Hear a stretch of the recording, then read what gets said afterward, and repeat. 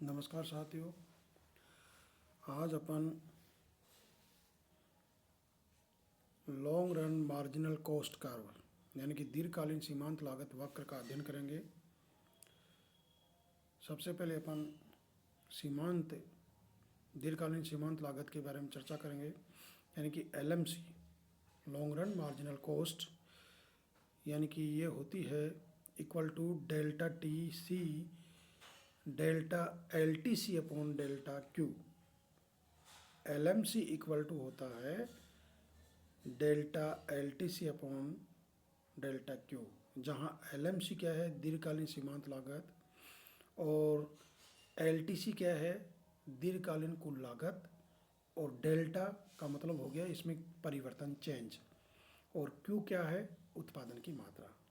कहने का मतलब यह है कि LTC में यानी कि दीर्घकालीन कुल लागत में अगर उत्पादन की मात्रा का भाग दे दिया जाए तो प्राप्त मान LMC के बराबर होगा। अर्थात कहने का मतलब है कि उत्पादन में एक अतिरिक्त इकाई का परिवर्तन करने पर कुल लागत में जो परिवर्तन होगा वह दीर्घकालीन सीमांत लागत होगी।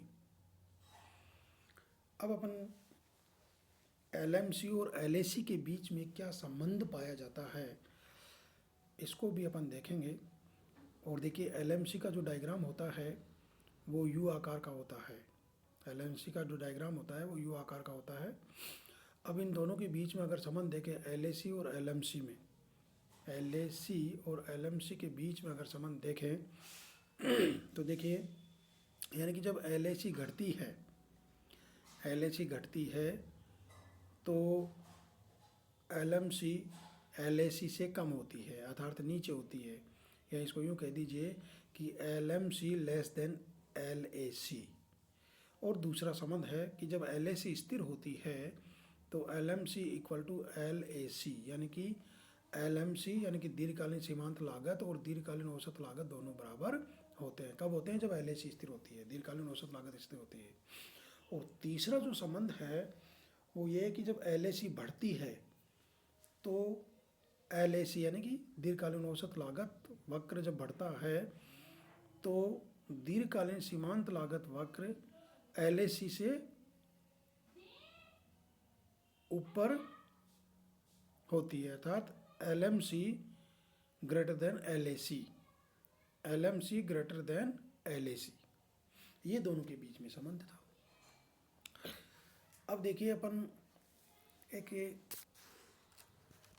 LAC जो वक्र होता है दीर्घकालीन औसत लागत वक्र, कई बार ये क्वेश्चन उठता है कि LAC वक्र है वो ऋणात्मक वो क्या नाम U आकार का क्यों होता है, अंग्रेजी का जो अक्षर है वो U आकार का क्यों होता है।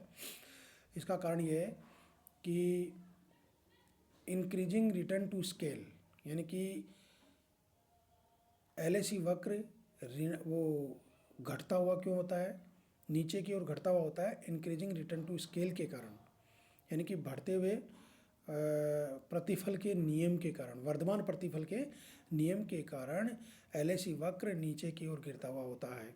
और साथ ही जब फर्म को इंटरनल इकोनॉमीज जब मिलती है, एक इसका कारण ये भी है कि घटता हुआ क्यों होता है LAC वक्र, यानी कि फर्म को आंतरिक जब बस्तें प्राप्त होती है तो ये LAC वक्र है घटता हुआ होगा, अर्थात लागतें घटेगी।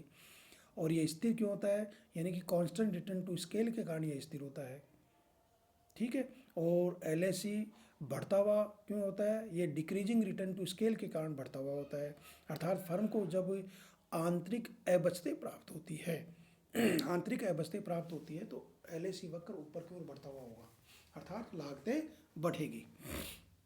अब देखिए LAC वक्र ऊपर की ओर कब शिफ्ट होगा और LAC वक्र नीचे की ओर कब शिफ्ट होगा। LAC वक्र ऊपर की ओर शिफ्ट होगा एक्सटर्नल डिसइकोनॉमीज, जब फर्म को बाह्य अबचतें प्राप्त होती है तो पूरा का पूरा LAC वक्र ऊपर की ओर शिफ्ट हो जाता है, खिसक जाता है। और नीचे की ओर कब खिसकता है, जब बाह्य बचते फर्म को एक्सटर्नल इकोनॉमीज जब प्राप्त होती है तो सारा का सारा LAC वक्र है वो नीचे की ओर खिसक जाएगा, यानी कि लागतें घटेगी। जब कहने का मतलब है कि जब फर्म को बाह्य बचतें प्राप्त होगी तो लागत घटेगी, और फर्म को जब बाह्य बचतें प्राप्त होगी तो लागतें बढ़ेगी। तो कहने का मतलब है कि बाह्य बचतों के कारण एलएसी नीचे की ओर विवर्तित होता है और बाह्य बचतों के कारण ये ऊपर की ओर विवर्तित होता है। ये तो था एलएसी वक्र का। और अब अपन ये भी देख सकते हैं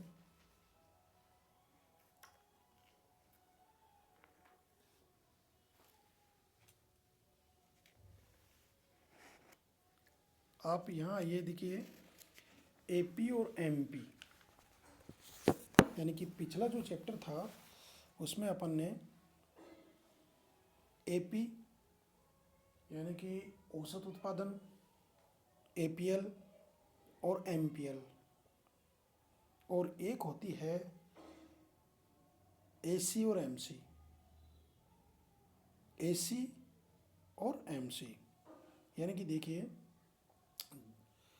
जिस बिंदु पर, यानी कि अगर इनके बीच में अपन संबंध देखें किस किस में, एपीएल और एमपीएल के साथ अगर एसी और एमसी के बीच में अगर अपन संबंध देखें तो जिस बिंदु पर एपीएल यानी कि श्रम का औसत उत्पादन जिस बिंदु पर अधिकतम होता है, अर्थात एपीएल जिस बिंदु पर अधिकतम होती है वहाँ एसी है वो न्यूनतम होगी, और जिस बिंदु पर श्रम का सीमांत उत्पादन अधिकतम होता है अर्थात एमपीएल अधिकतम होता है, उस बिंदु पर सीमांत लागत न्यूनतम होगी।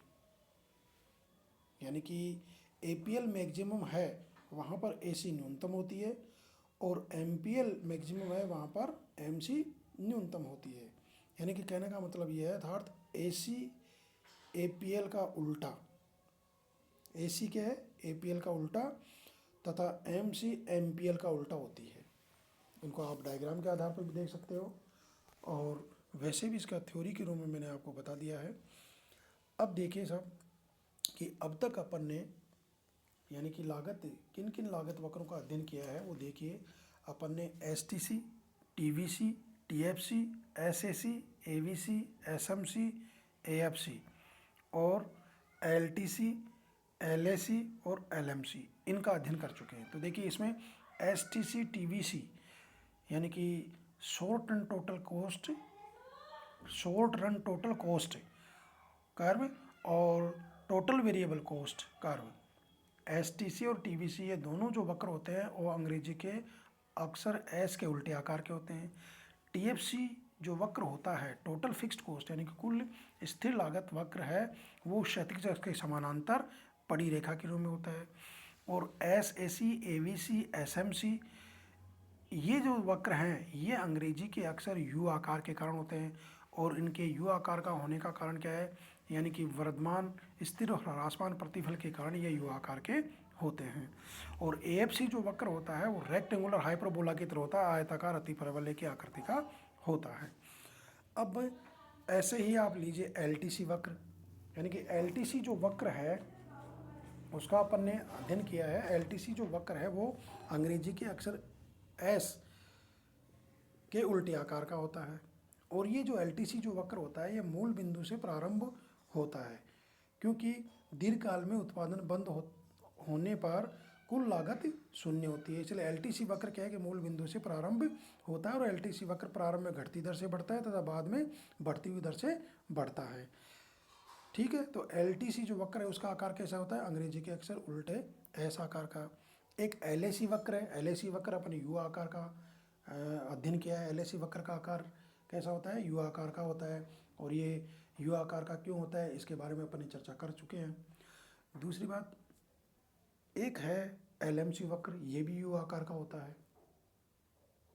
एलएमसी जो वक्र है यानी कि दीर्घकालीन सीमांत लागत जो वक्र है ये भी अंग्रेजी के अक्षर यू के आकार का होता है। तो ये थे लागत वक्र जिनका अपन ने अध्ययन किया है।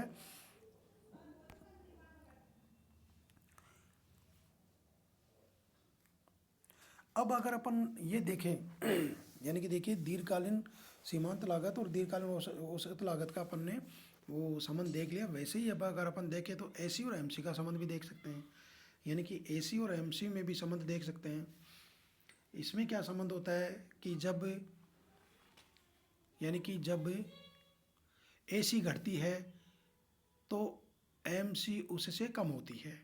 ए सी जब घटती है तो एम सी उससे कम होती है, अर्थात M C is less than A C. और जब ए सी स्थिर होती है या न्यूनतम होती है तो एम सी उसके बराबर होती है, अर्थात M C equal to A C होता है। और जब ए सी बढ़ती है तो एम सी उससे अधिक होती है, अर्थात M C is greater than A C होता है। ये इनके बीच में संबंध होता है जो अपन यानी कि अब इन सारे लागत वक्रों का अपन अध्ययन कर चुके हैं।